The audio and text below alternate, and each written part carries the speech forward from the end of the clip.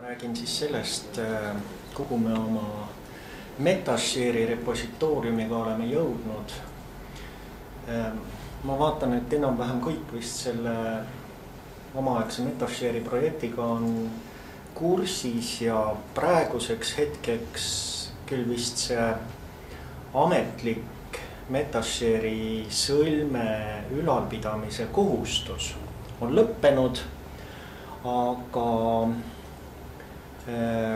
kuna seal ikkagi selline kena infrastruktuur on tehtud, siis miks mitte seda ära kasutada nüüd ka Clarini juures. Ja nüüd Metashare'i nõuded repositooriumile on natukene võib-olla kitsamad või rangemad kui olid Metashare'i nõuded, aga meil õnnestus seda Metashare'i softi veidikene kohendada ja ka Clarini rahvale seda kohendatud versiooni tutvustada, mis leidis elavat vastukaja ja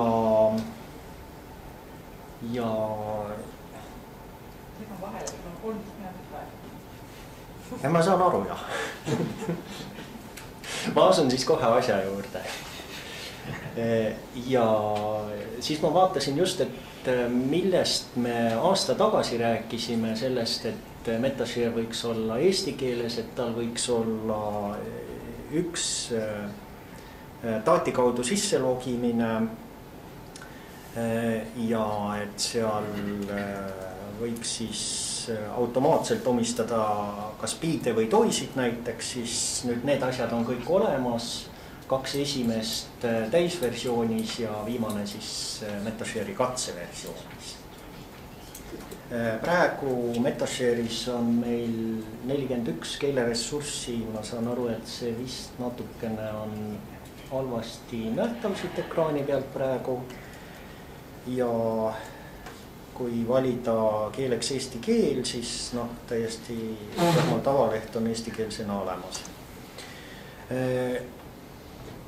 Nüüd rääkides ressurssidest filosoofiliselt, siis võiks väita, et ressursist on kasu ainult siis, kui teised inimesed seda kasutada saavad. Ja teised inimesed saavad kasutada ressurssi siis, kui nad selle üles leiavad. Ja selleks, et ressurss oleks üles leitav, selleks ta peab olema varustatud metaandmetega. Ja metaandmed on just see, mille osas Metashare'i sõlm hea on. Metaandmete puhul on selline dilemma tähendab ressursi kasutaja ja ressursi pakkuja vajaduste vahel. Ressursi kasutaja on eelkõige huvitatud sellest, et kõige sobivam ressurss leida. Selleks on vaja, et ressurss oleks võimalikult detailselt kirjeldatud. Saaks otsida seal keele ja suuruse ja metoodika ja kõige selle järgi. Ja et ta ei peaks väga palju vaeva nägema, mõtlemaks selle üle, kuidas sellele ressursile viidata, kui ta seda kasutab. Ressursi pakkuja, kes oma ressursi üles laeb, on huvitatud sellest, et võimalikult vähese vaevaga oma ressurssi üles saada, et seda ressursi kirjeldamise tööd oleks võimalikult vähe. Ma kujutan ette, et ressursi pakkuja, mina ka, kui ma oma tulemusi vean üles laadima, ma kujutan ette, et ideaalne olukord oleks selline, et ma laen oma failid üles, need on juba eelnevalt sees kuidagi ära kirjeldatud ja sellega asi piirdubki. Ja muidugi ressursi pakkuja on huvitatud sellest, et tema tööle viidataks korralikult. Nüüd Metashare'is ma arvan, et on olemas selline paras tasakaal selle 2 vastandlike soovide vahel, et ühest küljest on võimalik hästi üksikasjalikult ressursse kirjeldada, teisest küljest see kohustuslik väljade arv, mis on vaja täita, see on üsna väike. ja selline oleks täiesti mõeldav stsenaarium, ressursipakkuja alguses suure õhinaga paneb oma ressursi üles, see on olemas, täidab kõik kohustuslikud väljad ära ja pärast siis hiljem kas tema või siis keeleressursside keskusest keegi hakkab siis neid andmeid täiendama ja siis need andmed saavad üha täielikumaks ja sellega ka teistele ressursivajajatele kättesaadavaks. Metaandmestikku Metashare'is võib jagada laias laastus kaheks, see on administratiivne info või siis haldusandmed oleks võib-olla parem eesti keeles öelda. Ja teine on tehniline info, see käib siis ressursi enda kohta, aga see sõltub ressursi tüübist. Ja Metashare'i repositooriumis on olemas 4 ressursi tüüpi, see on siis korpus, mis võib olla kas teksti või mingil muul kujul, keelekirjeldus, selle prototüüpne näide on grammatika, leksikaalne mõisteline, siia käivad kõik võimalikud sõnastikud, tesaurused, sõnaloendid, Wordneti jaoks väga sobiv koht, tööriistteenus, sellele läheb igasugune tarkvara. Ja nüüd need hädavajalikud andmed on ressursi nimi, see võib olla inglise keeles, see võib olla eesti keeles, see võib olla eesti ja inglise keeles või mis iganes keeles võib veel panna soome, saksa, vene ressursi kirjeldus.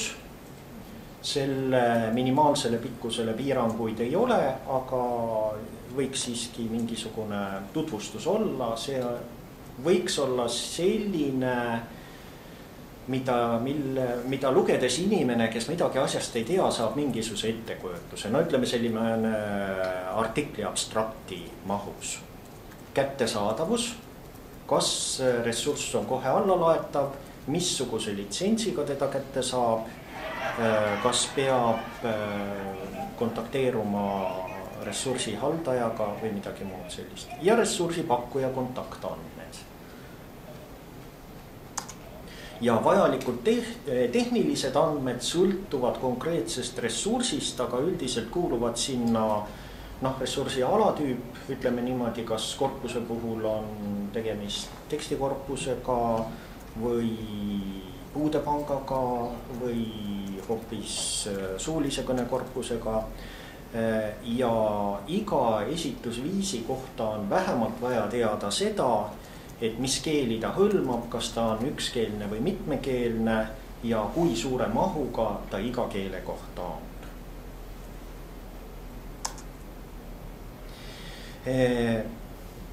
Viitamiseks on olemas sellised asjad nagu püsiidentifikatorid ehk siis lühendina PID.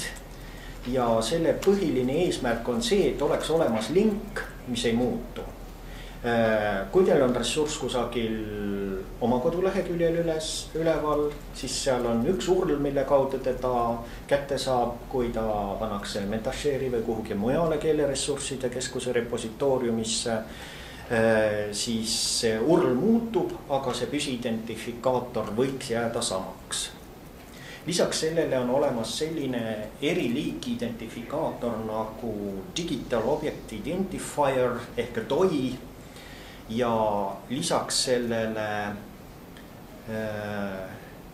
tema püsivusele on DOI kasutamine hõlbustab tsiteerimist ja selleks, et DOI-d registreerida, antakse koos selle DOI numbriga kaasa teatav hulk metaandmeid.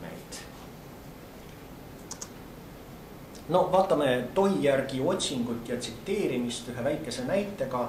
Siin on juba olemasolev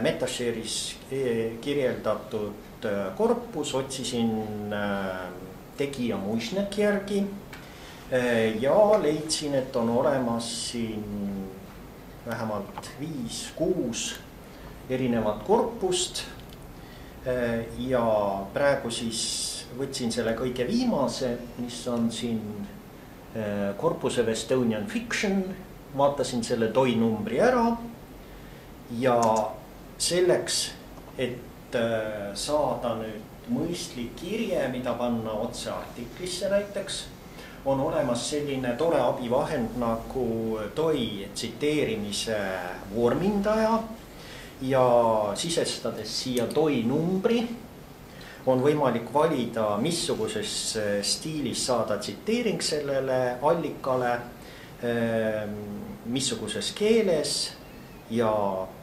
tulemus tuleb siis midagi taolist. Praegu kui on APA stiilis tsiteerimine inglise keeles, siis nagu siin all on näha, alguses autori nimi, siis väljaandmise aasta, ressursi nimi, väljaandjaks, kui tegemist on keeleressursside keskus, Eesti keeleressursside keskuses oleva ressursiga, siis on Center of Estonian Language Resources ja tsiteerimisandmete juurde tuleb ilusasti TOI-ga.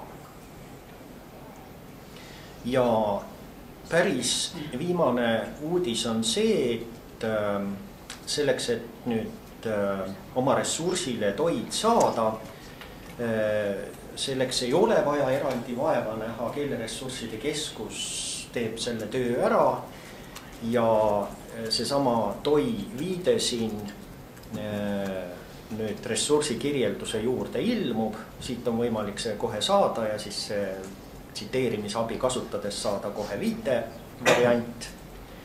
Ja meie juures ka see TOI omistamine nüüd eelmise nädala seisuga, praegu küll katseserveris veel, ta ei ole produktsiooni veel lülitatud, on tehtud automaatseks, tähendab niimoodi, et siis Metashare'i repositoorium pöördub siis Küberneetika instituudis oleva Handli serveri poole, saab sealt kõigepealt metaandmetele identifikaatori, mis antakse siis tagasi, läheb Metashare'i andmete kirjelduse juurde ja lisaks sellele saab TOI identifikaatori ja koos Metashare'ist pärit olevate metaandmetega saadetakse see edasi siis DataSide'i serverisse ja sealt siis on võimalik juba saada ka vastuseid TOI järgi tsiteeringu päringutele. Nii, minu poolt oleks kõik. Lisan nii palju võib-olla juurde, et seda kõike saab pärast praktiliselt veel ka proovida, et praegu siin see on siukene teoreetiline. Jah, see on kohe küsimus sulle. Küsimus, kas püsiidentifikaatorid skeemis on see semantiline versioonistamine ka teil juba sisse mõeldud? Sellega on niimoodi, Metashare'i repositooriumis otseselt versioonidega, seda versioonide haldamist seal otseselt sees ei ole. See eeldaks ju, et igal semantiliselt erineval versioonil on oma püsiidentifikaat. Jah, just täpselt. Aga see tuleb praegu teha käsitsi ja selle jaoks kõige lihtsam viis on selline, et kui ressursist tuleb uus versioon, mida on mõtet niimoodi laiemalt jagada, siis kõige lihtsam variant on importida või tähendab eksportida Metashare'ist metaandmestik, see uuesti importida sinna, muuta ära versiooni number, selleks on seal väljad olemas ja siis saadakse automaatselt sellele uus TOI juba. Aga seda esialgu ette näha ei ole, et meil pidinumbrid otsa saavad. Ei, seda muret ei ole. Et võib ka igale andmete dubleerimist, Metashare'ist või püsiidentifikatoriga peaks ju saama kindla versiooni kätte. Et selles mõttes, kui keegi Metashare'i kaudu täna leiab endale hea teenusepakkuja, kasutab seda ressurssi ära, 2 aasta pärast teenusepakkuja uuendab oma Metashare'i kirjet uue versiooniga ja mida teeb siis teenuse kasutaja, kes oma kõik rakenduse selle eelmise versiooniga ta pääseb talletatud sellele eelmisele versioonile ligi just nimelt selle eelmise biidiga, mis jääb igavest ajast igavesti tolle versiooni külge. Kui ta kasutab ikkagi konkreetset versiooni, siis ta peab ka viitama ja see jääb alles, see ei kao sealt ära. Et MetaShare'is hakkab olema dubleeringu versioon on uus ressurss. Jah, iga versioon on uus ressurss. Ehk siis kui me otsime mingit korraliku semantilise versioonistamisega alustatud ressurssi, vaatame seda MetaShare'is, siis me saame pikka jada iga versioonile